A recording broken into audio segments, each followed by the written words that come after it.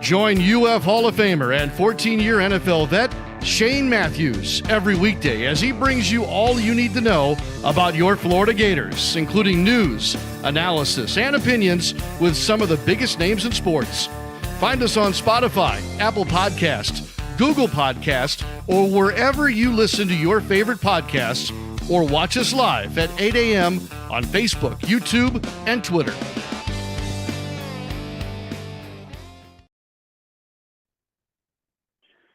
Good morning. It is a live edition of PodUp with Matthews in the morning from the International Diamond Center Studios. And it is a Tuesday, and we have Buddy Martin, and we'll have Mike Morgan from the SEC Network get his thoughts on SEC basketball and other basketball around the country. Let's jump right into it, and let's go to the Titan More Hotline, courtesy of Comfortent. We're joined by Buddy Martin, host of the Buddy Martin Show. You can listen to him 4 nights a week on Facebook, YouTube, all your different podcast platforms, about 9 o'clock Eastern Standard Time. Good morning, buddy. How you doing? Good morning, Shing. I'm doing fine. Good to talk to you again. Enjoyed our conversation last night. I still think it is one of the biggest things this happened to Florida athletics in a long, long time. And I expect the fact that Todd Golden now has been freed and not charged or investigated by Title IX, this basketball program and the athletic program to go forward. It was big to everybody, including Todd Golden, but certainly to the AD. I mean, let's be honest. Scott Strickland's under the gun now. His last 2 hires, Billy made him look good. Now the last 5 games of the season, and now suddenly his basketball team is on trajectory to be one of the greatest, if not the greatest, in the history of Florida athletics. So good stuff happening. Things start happening good for your program. And all of a sudden, it catches on. So, you've been around it. When things start going right, it's a good feeling. Yeah, for sure. Basketball is off to the best start in the history of the program. I wanted to ask you, buddy. I mean, obviously, we win two national titles under Billy Donovan back to back. Mm-hmm. And a lot of people will tell you that the best team sometimes doesn't win the NCAA tournament. There's more talented teams that lose in that tournament. Sitting today, which team, if they had to play each other, which team would you take? This basketball team or one of the national title teams? Well, I've seen what the national title teams can do and how they finish. And Billy himself was the guy who said, you don't have to be the best team.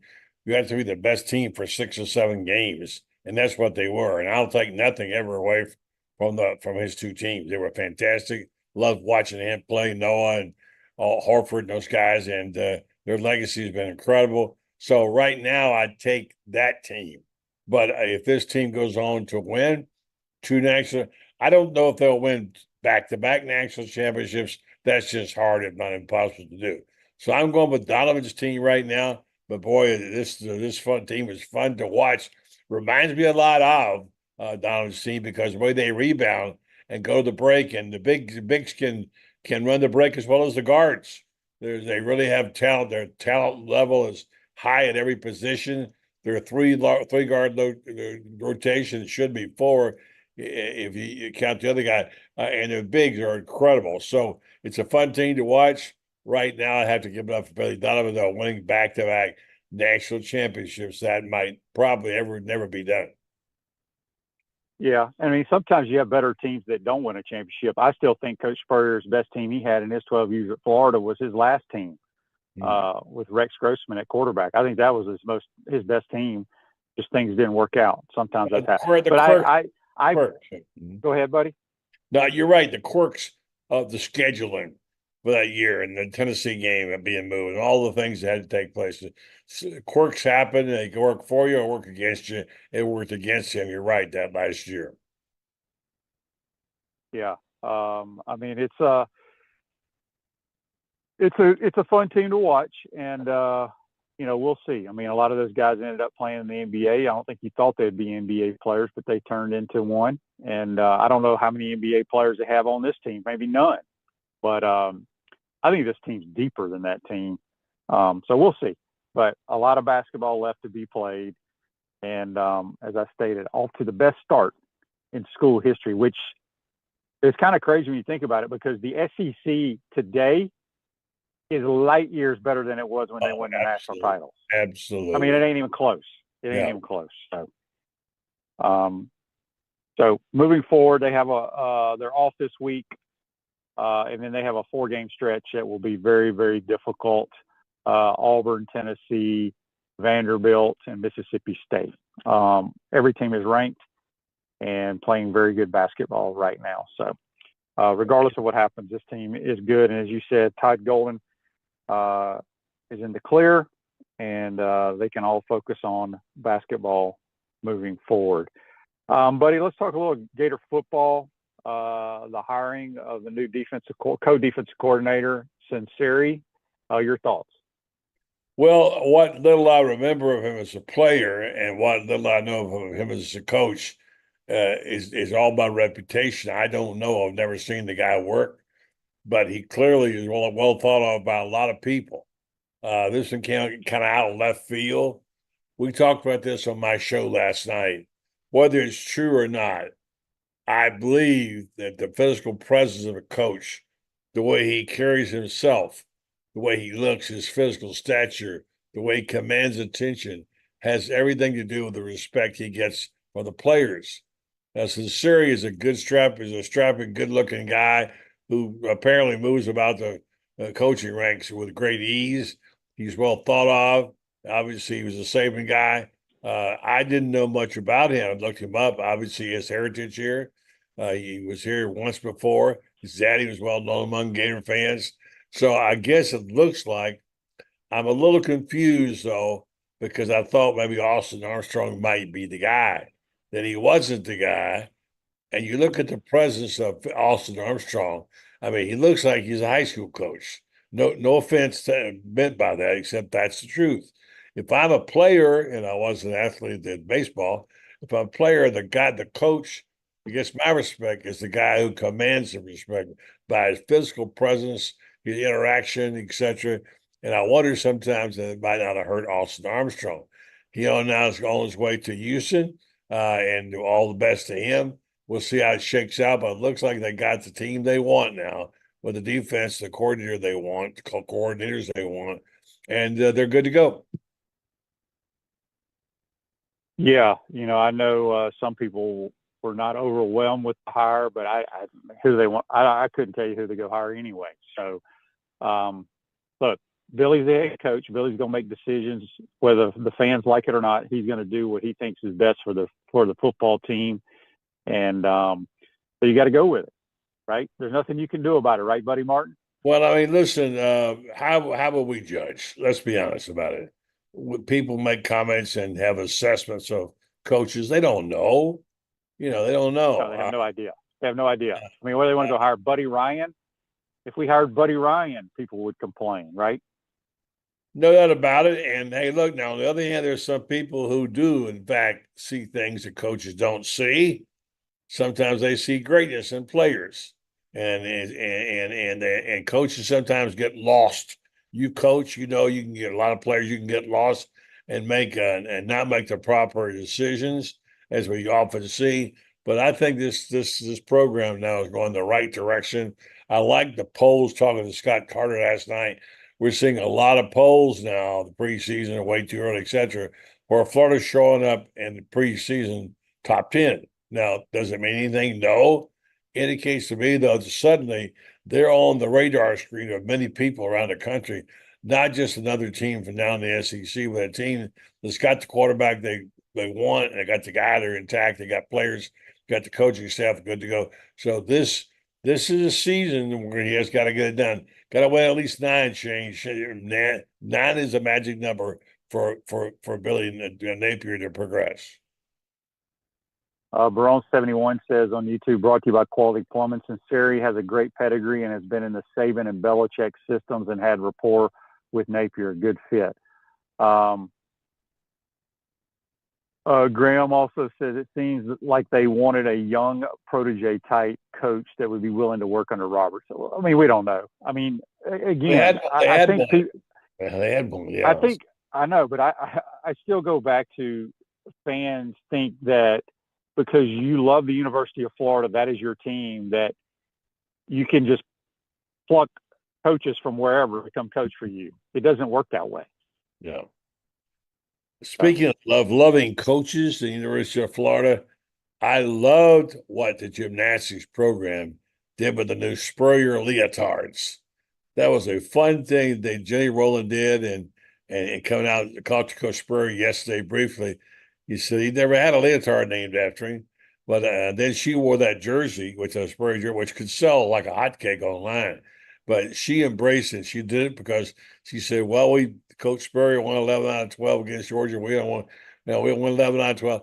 She's embraced the whole program.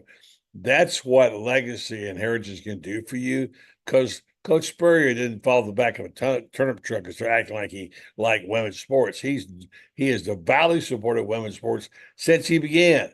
And I asked him yesterday, "Well, when did you start doing this?" He said, "I don't know. Back, I guess, when Coach Graves was there and they had one women's team." I just like following it. And she's been a great ardent supporter of women's sports, no bigger. So a great way to pay tribute to the HBC, the gymnastics team, and Jenny Rowland. Congratulations for a job well done. Yeah. Speaking of uniforms, I mentioned this yesterday on the program. The best, like, cross uniform, or however you want to call it, I don't really know, is what Tim Walton did about 6 years ago when he brought the football jersey to their uniforms, and it is clearly their best uniform they wear. It's outstanding. So, but I don't know if you've ever seen that, because you don't watch softball, but you got. I do watch softball. Wait, no, I do watch softball. I watch almost all the softball games, and I watch everything on television, including, I got one for you. I watched the Gen X games this week. That Aspen. The what?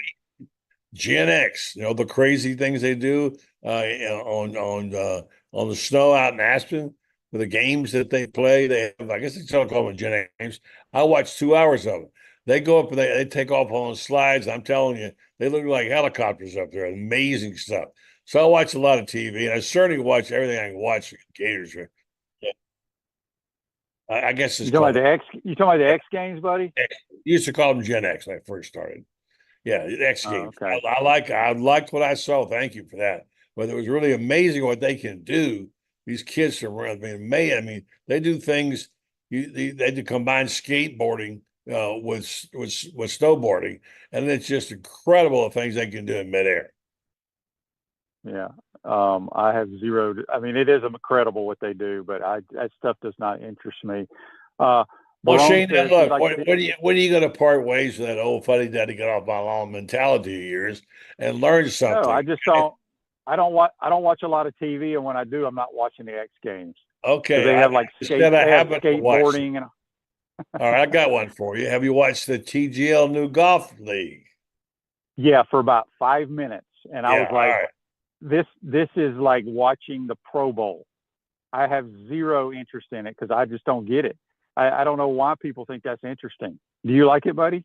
No, I do not. It's boring. Yeah, it's dumb.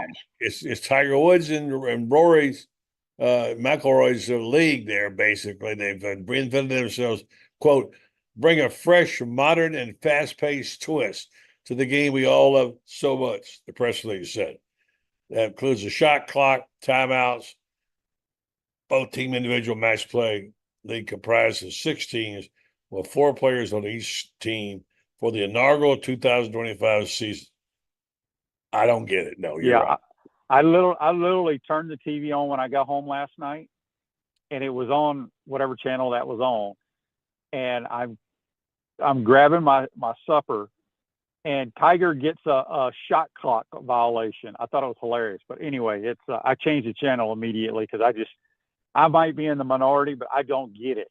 I do not understand what that does for anybody, because I really feel like it's watching the silly skills challenge type deals they do at the Pro Bowl, and because that's boring as hell to watch too. Well, you're right, man. You watch everything golf. This is like watching Top Golf, like what you and me going out to Top Golf watching. They hitting that big screen. I'm lost. How do they expect the fans to keep up with this? Yeah, it's going to be weird to see if it lasts. I don't see how it can last, quite honestly. Whenever Meyer wanted to introduce his high-quality tequila to the Gator Nation, he made sure to get it to the HBC and his team at Spurrier's Gridiron Grill and Dorn's Liquors. Go beyond. was smooth. Los Linderos tequila. Buddy, you got any tequila in that drink right there? Yeah, matter of fact, I do have the Urban Mart tequila right, and it's right. It's half full this morning. Yes. Yeah, I would. I was really heartened to see the two of those guys together. Let's be honest about it. Urban suffered some in the PR department, to say the least. Some people still are mad at him, angry. They're always going to be. I quit trying to adjudicate Urban Meyer and how you think about him. Fact is, so let's watch those two guys in the room there at the event they had. All the things they've done for Florida football, the championships, the great moments.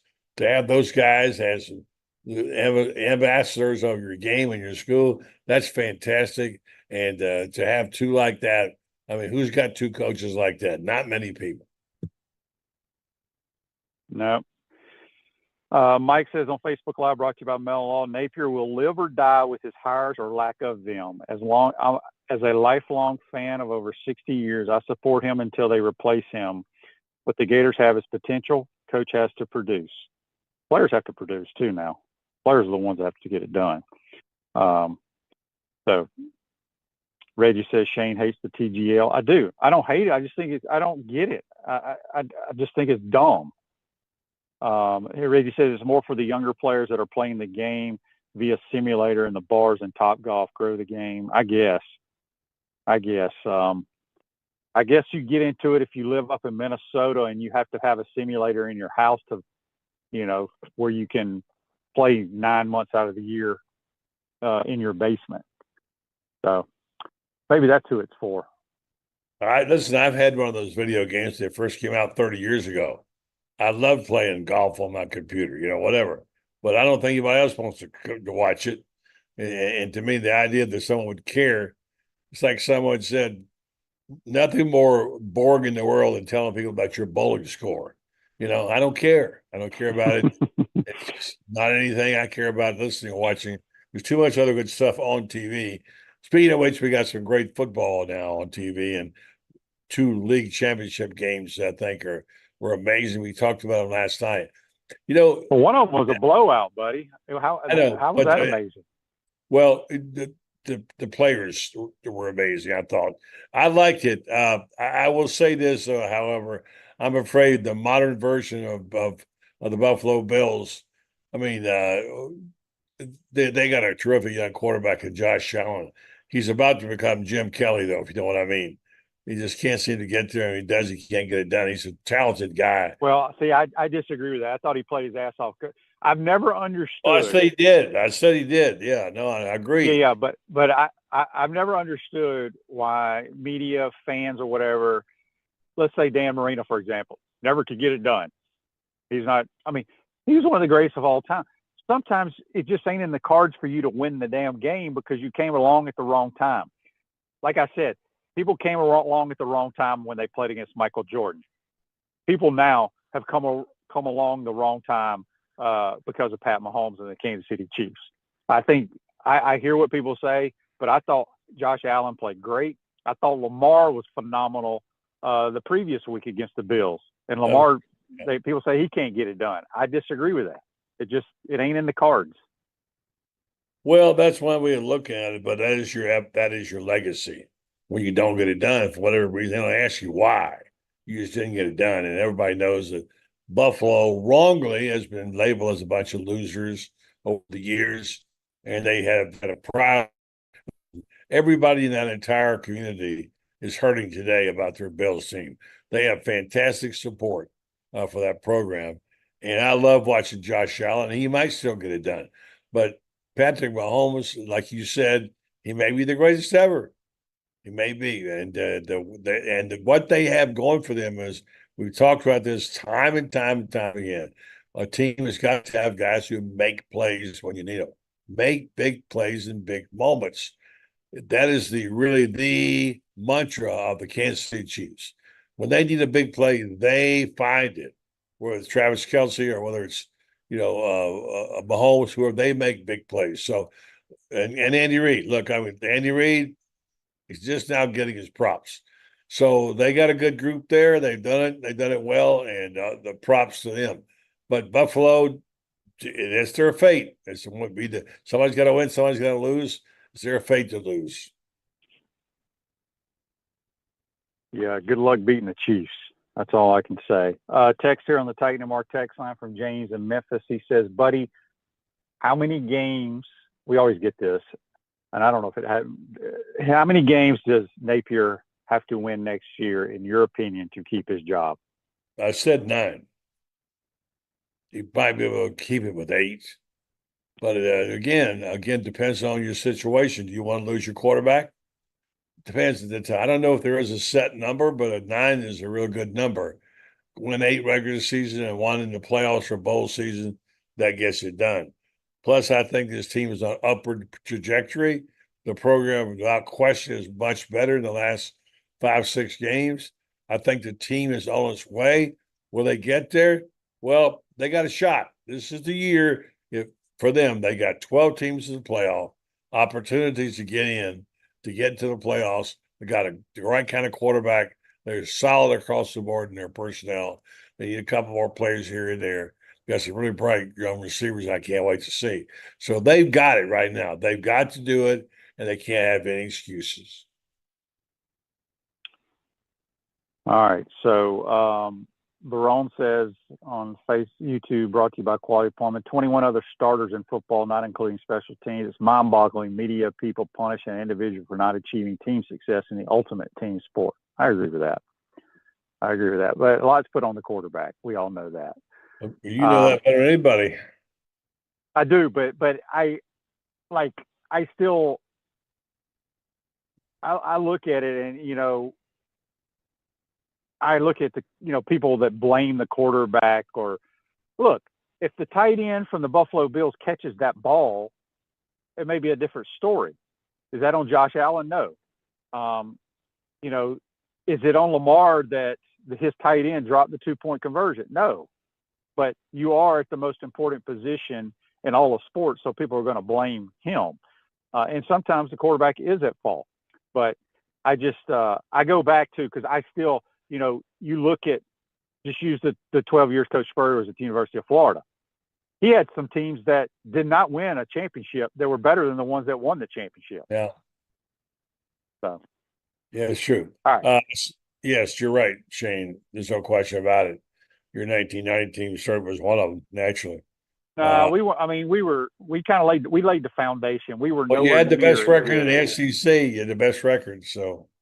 Yeah, but we laid the foundation. All right, so we got a text here on the Titan MR text line before we get you out here, buddy. Buddy, would you support getting rid of the NFL chain games and putting a chip in the ball to determine first downs?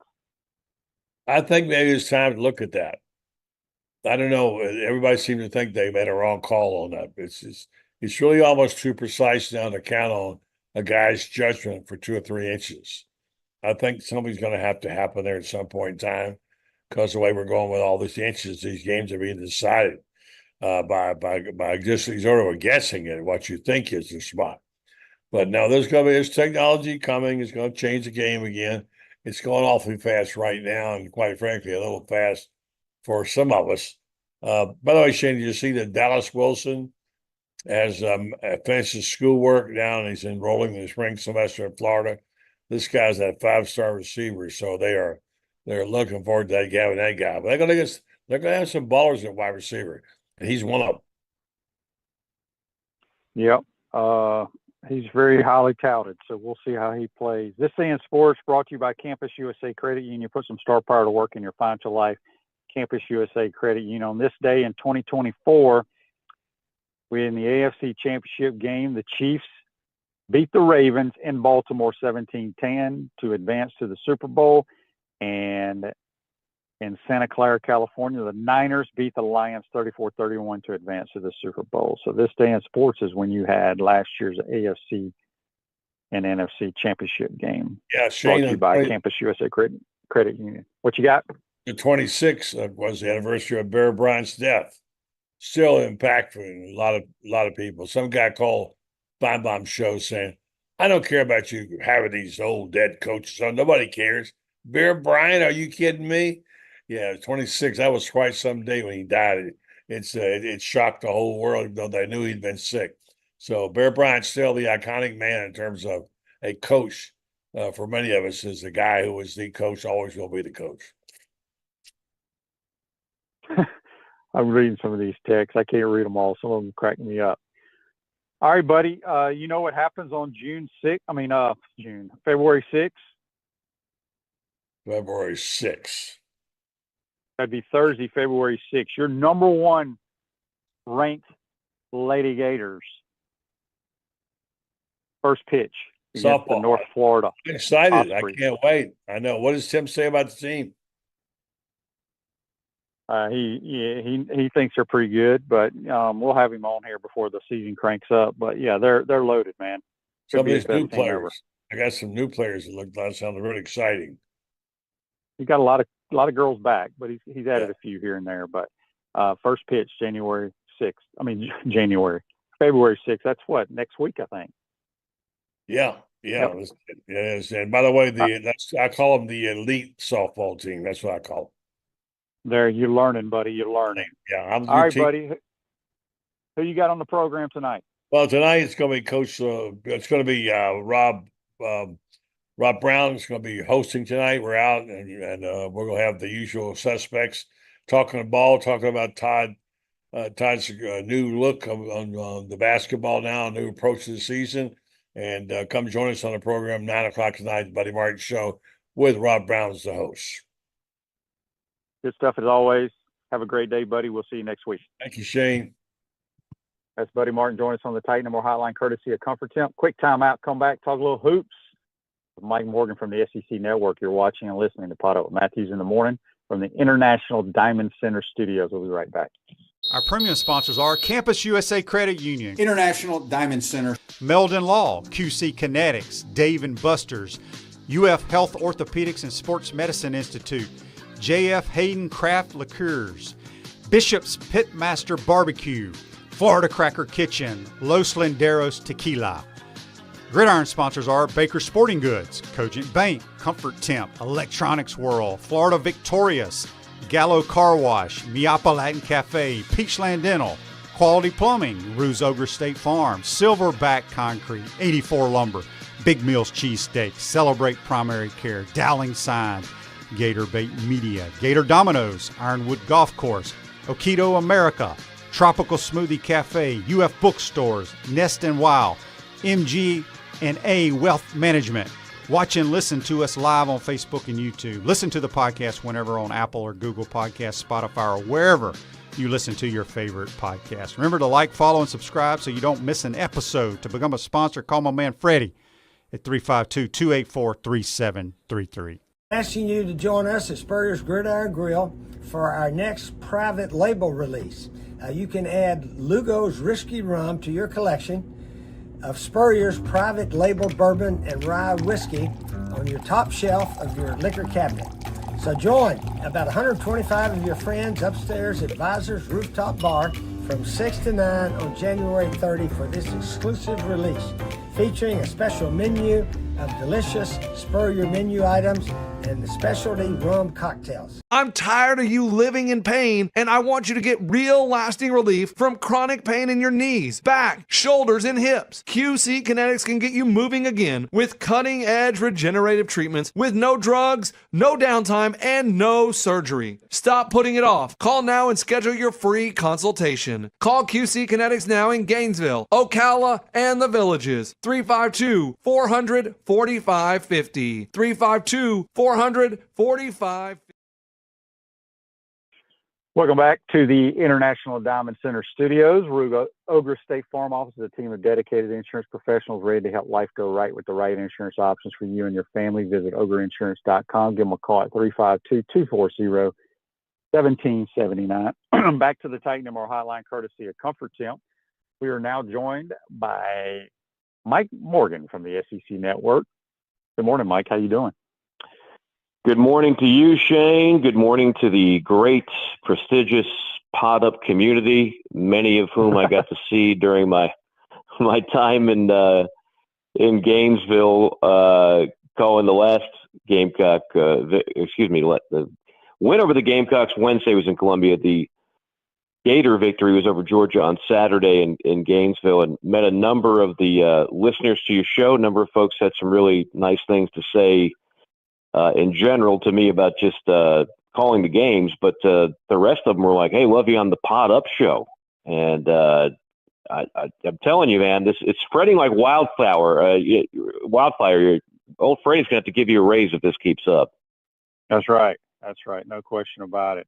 All right, Mike, let's talk about, you did call the Florida-Georgia game, just another tremendous performance by the Gators in the O-Dome, just shellacking the Dogs. Yeah, I was really impressed because, like I said, I mean, I called the one where they did not play well and trailed for 39 minutes and 55 seconds, and then somehow stole the ball like literally every possession for the final 12 minutes to win the game. And you're thinking, okay, that was such a grueling road victory. How do they respond at home? Like, did that take too much out of them, or are they going to be firing on all cylinders against Georgia? And the answer was an emphatic the latter, because they just absolutely took Georgia's breath away. And that 1-2-2 just continues to cause havoc. This is not a Florida team known for its pressure or great pressing ability, but the second straight game, they forced a team into a number of turnovers. Now, a lot of that is just on Georgia. Mike White told us at practice, like, if they don't stop turning it over, it's a problem. And they don't have good point guard play. Demery's a nice player, but when your assist to turnover ratio is 50-50, in other words, I don't know the raw number off the top of my head, but it was somewhere in the neighborhood of like 52-52. That's not good. That's not SEC point guard level. And it's not just him. I don't mean to pile on one guy's number of guys, but Florida has the ability, because there's so much quickness on the floor that Todd Golden can put in there with multiple lineups and really good guards that can get after it. Will Richard now, the one thing that we were told, the reason he came back, the NBA basically told him, look, you need to get stronger, and you need to show that you can be a 3-and-D guy. In other words, not just be a three-point shooter, but be able to really come out there and defend NBA guards. And so I think he's really made a conscious effort to step that part up in his game, and you've seen it the last two games. We already know Elijah Martin is a great on-ball defender. And, of course, the Gators have bouncy bigs that cause problems at the rim. So while all the talk is about the offense, and it should be, it's exciting to watch. They're up-tempo. They can score a ton of points on a bunch of people. If they're going to make a difference this year in March in the NCAA tournament, what you've seen with the defense the last 12 minutes against South Carolina and the 40 minutes of the Georgia game, that's what's going to help them make a run and not get bounced early like a year ago. Yeah, and, there was a lot of talk leading up to the Georgia game, and I'm sure y'all talked to the coaches about this, about Michael Hanlockton possibly suiting up and playing. Yeah. I just don't know, Mike, because things are going so well. You have the greatest start in school history. Could the chemistry be messed up if that happens? That's a great point, Shane. And honestly, we didn't have time to digest that thought, because I get there, I fly in, and then I can't remember exactly what time it was. It started circulating on social media that the night before that, oh yeah, Hanlockton's going to play. And, well, okay, that came out of left field. So at shoot-around, we go to Georgia shoot-around first. And at the very end, Mike White and his guys are about to go back to the team hotel, get on the bus. Todd Golden shows up. Todd Golden comes to Mike White, which is very unusual. You don't typically see that. But he said, I just want you to know he's not going to play. So I don't want you to have the wrong information in preparation. Yeah. It was, and really that's the, let's just say, gentlemanly thing to do. If you got a guy and he's not going to play, especially now with the injury reports that we have provided by the SEC office, you can't play games with that anymore. Coaches did that for years. If a guy is out, you got to say he's out. If a guy is in, then you got to say he's in. You can't just play that cloak and dagger game. So Todd Golden went out of his way to tell Mike White he's not playing. You guys do not have to put him into the scouting report, so to speak. So, but I understand what you're saying. Like, on one hand, I get it. He's a 7-footer. You know what you get with him. It would be just another guy off the bench to provide depth to a front court that already has a lot of depth. But on the other hand, what you're talking about, if it ain't broke, why fix it, right? I mean, they're playing so well right now. Is that really something that you want to do? The answer from Todd Golden is clearly yes. If he's healthy, he's going to play. Well, I shouldn't even say that. We know he's healthy enough. The question really comes down to Handlogden himself. Does he want to burn a red shirt or does he not? And this decision now, Shane, is a little bit more difficult because these guys with NIL money, I mean, he might make more in NIL money in 2 years remaining in college than he would as, say, a guy on a 2-way contract and playing a lot of his life in the G League. So all of a sudden now, these kids, when they do the calculus and when they weigh all the factors going into that decision, it's a lot easier to stay in school with the money being offered to these guys. Yeah, it's going to be interesting to see how that plays out. Andy's question for you on Facebook Live, brought to you by Mel Law. Are you surprised how easily Walter Clayton at 6'3" gets to the basket for layups? Yeah, I'm not even sure if he's 6'3". I'd probably think he's a little closer to 6'2". That's what they're going to measure him at in the combine, it would be my guess. But it's a great question. He is so explosive. This is where the football in him comes into play. I mean, he moves like a sticky defensive back or a slot receiver with a ton of wiggle and explosiveness. You know, I mean, he just looks like he moves like a football player. And I think that's what he's going to need at the next level. Because we all know he doesn't have the size of a typical NBA point guard. We can take the tweener label off him because he's not a 2-guard anymore. You know, he is a point guard. He's made that transition. I don't think it's as natural as everybody wants it to be just yet for the next level. He'll still make some plays that you'll say, that's where the lack of experience at point guard comes in. But athletically, he could play in the NBA today.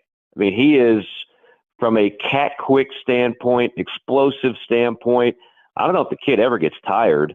He's got all of that. He just needs to continue to improve his game and prove to the doubters at the next level that, yes, you know, he's not 6'3", 6'4", but he can play that position and he will evolve as a point guard at the next level. I wouldn't doubt him. I'll tell you that much. I love the kid. I love the player.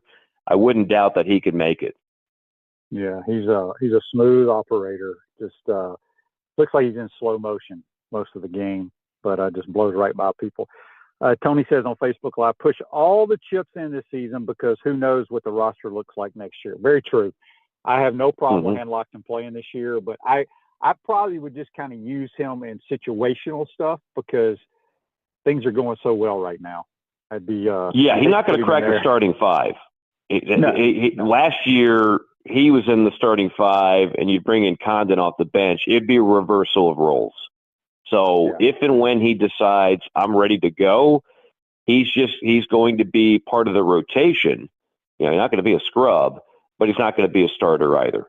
And to Tony's, I think it was Tony or Andy, I forgot. He's right. I mean, so much of this roster is going to be gone next year. I mean, it's going to be a pretty decent overhaul. So you do need to put all your chips in because you don't know when you're going to have.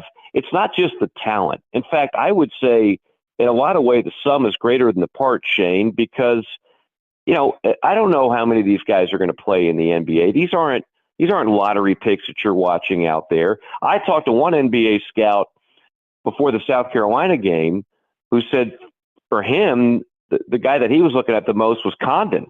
It wasn't any of the guards. It was Alex Condon because a 6'11", really athletic guy who's still learning the game has the potential to be a very good pro at the next level.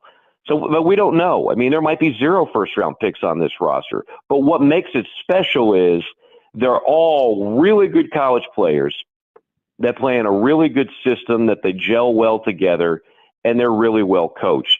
And you don't get that every year, even if you are a premier program. I mean, there's just too much turnover on rosters to know just what it's going to look like a year from now. So absolutely, this is the type of team that you want to capitalize.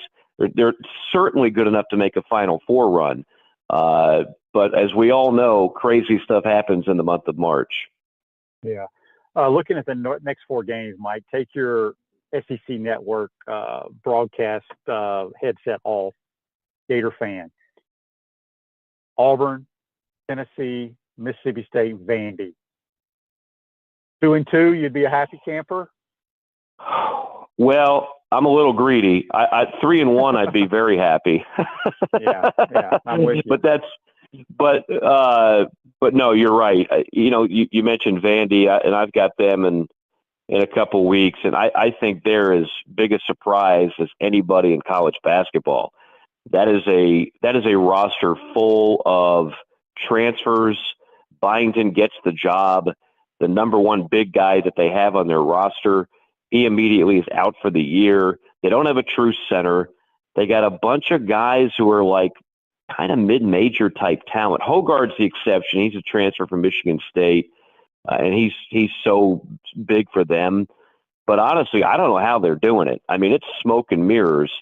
But if you can beat Tennessee and Kentucky, you could beat anybody. I just wonder how they're going to hold up depth-wise down the stretch, because here's the thing that we know. February gets really intense, and all of a sudden everybody's banged up, everybody's bruised, everybody's sore, everybody's got a knee that doesn't feel 100%, or an Achilles. That's just part of playing the grind in an 18-game SEC slate. That's where depth, like the depth that Florida has, really comes in handy. So, yeah, 2-2, you certainly wouldn't hang your head.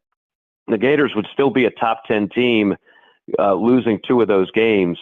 But I wouldn't rule out the possibility of 3-1. I don't think anybody wants to play Florida right now. I just think they are, when it comes to use a term from years ago, spurtability, they've got it as much as anybody. When they start getting up tempo on you, and the defense is causing live ball turnovers and pick six situations, they're as good as anybody in the country right now doing that.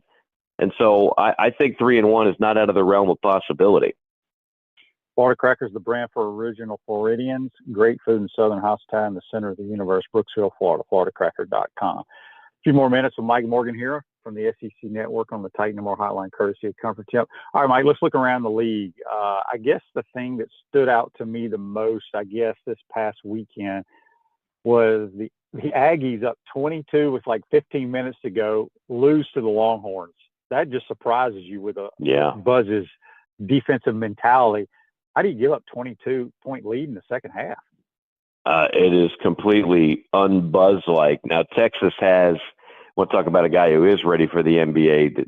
They've got a freshman in the Johnson kid who looks like a lottery pick, and he'll be gone quick. And he was a big part of that comeback. That was the same night, Shane. I've never seen anything like this. We had our game, Florida at South Carolina. Florida trailed, like I said, 39 minutes and 55 seconds. Texas trailed 39 minutes against A&M, and Georgia led Arkansas. Arkansas trailed Georgia 39 minutes, and the team trailing for 39 minutes won all 3 games. Now, I don't know if that's some type of parlay in Vegas, but you would have won a lot of money if you took it. I've never seen anything like that. Never seen anything like that.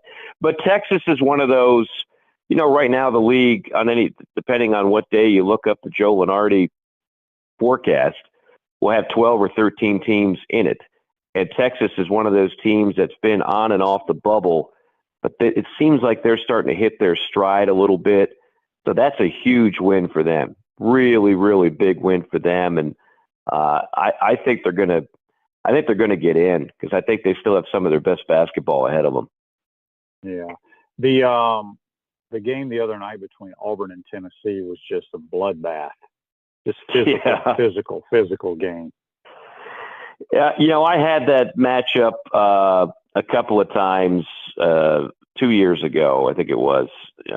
2 years ago and 3 years ago. And on paper, I love it because I love the two coaches. I love the two programs and respect what they have to offer. But the problem is, for a broadcast, it turns out to be an ugly game. It's a rock fight. So I get like it's still entertaining. But you're not going to get like in the 70s, 80s, 90s. You're just not going to do that when those two teams meet. The defense is too intense. The shots are too hard to come by. So I'm not surprised. That's my point. I think the game that I had in Knoxville between those two a couple of years ago, it was in the 40s, if you can believe it. It was just one of the weirdest games I've ever had a chance to call. But I still think Auburn's the best team. And now that you've got Janai Broome back, I think they're almost unbeatable in the jungle.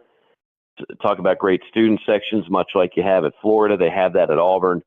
And they're a team that I don't think anybody wants to play in March. So if you're kind of handicapping this, look, there's a lot of good teams. Florida, Alabama, Tennessee. Don't sleep on Missouri. Obviously, Gator fans won't do that after what happened in Gainesville, but Missouri's beating a lot of people here these days. I think at 5-2, they're not only going to go to the tournament, they're going to have a pretty good seed if this keeps up. But I still think if you put me on the spot and say who is the best overall team right now, I'm still going to say Auburn. Yeah, I would agree with that. All right, Mike, let's switch gears a little bit, talk about the National Football League. You call a lot of games during their season. We got the Chiefs. I mean, people are tired of the Chiefs, but the Chiefs are what they are, man. They find ways to win. They got the best player at the quarterback position. Any way the Eagles can beat the Chiefs? I think they can. Look, the Bills could have beaten them. we could go back on a couple things on that. Perhaps we ought to learn to use the technology that we have to spot a football. Like, I'm tired of seeing a bunch of old men trying to race into a pile of 22 people and spot a ball in relation to a yardstick 30 yards away horizontally. There's got to be a better way to do this. I thought they missed that. And trying to watch spot calls on, tush-push situations when it's close. But and the other one, did you notice, Shane, how many times the Chiefs lined up in the neutral zone on those plays? Like, the referees just didn't call it. They're not like slightly offsides. They're just flat out in the neutral zone because the attitude is, if we don't cheat, we're not going to stop it. So let's just go ahead and try to get away with it. The Washington tried to do that too, to the point where the referees almost called a penalty I've never heard of in my entire life of watching football games. That whole palpably unfair, give you the touchdown anyway. I never knew that was a rule, Shane, and I thought I knew the rule book pretty well. I've never heard of that in my life. That's nuts. I guess there was some talk last year, I think, about outlawing that play. I see it happening now. Now, just running the old school regular quarterback sneak will be okay, but I think there's too many issues going on running that tush push, everybody pushing one another from behind. Do you think they're going to outlaw it? I don't think so, only because if they haven't done it by now, what is this, like the third year Philadelphia has done it? And everybody complains about it, but they never change it. I just don't know if they've got the stomach to change it based. I mean, let's face it, it would be based primarily on one team. So I don't know. I do know that they need help on how to officiate it.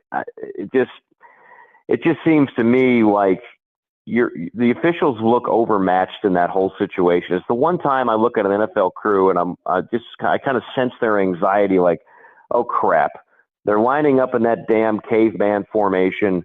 What are we going to do to make sure guys aren't offsides? Philadelphia is not getting an advantage. Spot the ball correctly in a sea of humanity. It just seems like it's an uncomfortable spot. But regardless of that, I mean, I got to say this. I think Philadelphia can win this game. Buffalo had the formula. You gotta be able to run the ball. You're not just going to win this in a shootout. And they ran the ball. Cook is I don't know why Cook is not on the field almost every play. Saquon Barkley will be. They don't rotate running backs in Philly. Saquon Barkley is that dude. And if he is, with that offensive line, he is really hard to stop. And if you can get him over 100, play great defense as they have been doing in Philadelphia, all Jalen Hurts has to do is not lose the game, throw a couple balls to those receivers, hit A.J. Brown here and there. Goddard's a good tight end. They got SEC players all over the place. It looks like an all-conference team for Philadelphia. I think they have enough where they can win the game. I'll be pulling for them just to see something different. I respect Kansas City. I love watching Pat Mahomes. I think Andy Reid's the best play caller in our lifetime, but I'm ready for a change. Yeah, no, I hear you. I think the Chiefs they're gonna force Jalen Hurts to beat them, and I don't know if he can. I have nothing against Jalen Hurts. I just don't think he's a great thrower of the football. Yeah. And I would play zone defense and make him read coverage. So we'll see. What do you think about Shotty getting hired by the Cowboys? Man, it's hard to believe. I think I had a couple of classes with him. I did.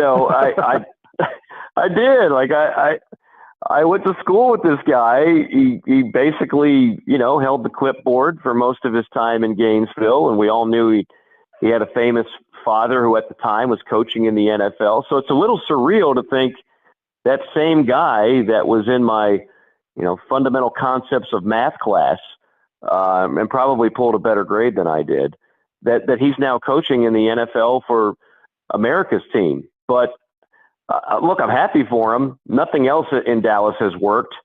So why not roll the dice and try something different? I don't think anybody saw that hire coming. I don't really know what Dallas is looking for anymore. I can't understand anything that Jerry Jones and that family does. So I don't know. But a huge opportunity for a guy who's obviously been paying his dues and taking whatever job he can and doing the best he can with it for a long time. So I hope he does well. Yeah. All right, Mike. Appreciate your time. Let everybody know how they can listen to your podcast, and then what games Sure. you got this week. Yeah. Well, first off, JC and Morgan we'll do another fresh one here later in the week. College football talk all year round. There's no off season anymore, as you know. Talking portal, talking NIL, talking free agency, coaching hires, coaching file, hot seat talk, everything. So that's on every format imaginable, just like your show, YouTube, Facebook, Twitter, iTunes, Google Play, all that good stuff. And then next game I have will be LSU, Texas, and that'll be in Baton Rouge. I haven't had LSU all year. It's been a while since I've had Texas. LSU has some talent, and I think Coach McMahon's a good coach, but you just can tell it. You have to be really good this year to compete. You can't just be good. You got to be really good. Otherwise, you're going to be under 500 in league play, which is where they are. And then Texas, as we talked about, with that win over A&M now, I think they're one of those teams that has a chance to make a good run in the second half of the conference slate, and certainly has one of the most exciting freshmen in America, and a team that looks like it's got March Madness written all over it. Yeah. Good stuff as always. We'll talk to you next week, my friend. Always enjoy it. Thank you to the PodUp community, and thank you to you, Shane. Yep, that is Mike Morgan from the SEC Network. Join us on the Titan Number Hotline, courtesy of Comfort Temp. The Pouncey Twins provide all of Gator Nation with the highest quality liqueurs made by J.F. Hayden Craft Liqueurs. Find your favorite flavors at Spurrier's Gridiron Grill. Appreciate everybody chiming in today. We'll be here tomorrow, folks. Take care.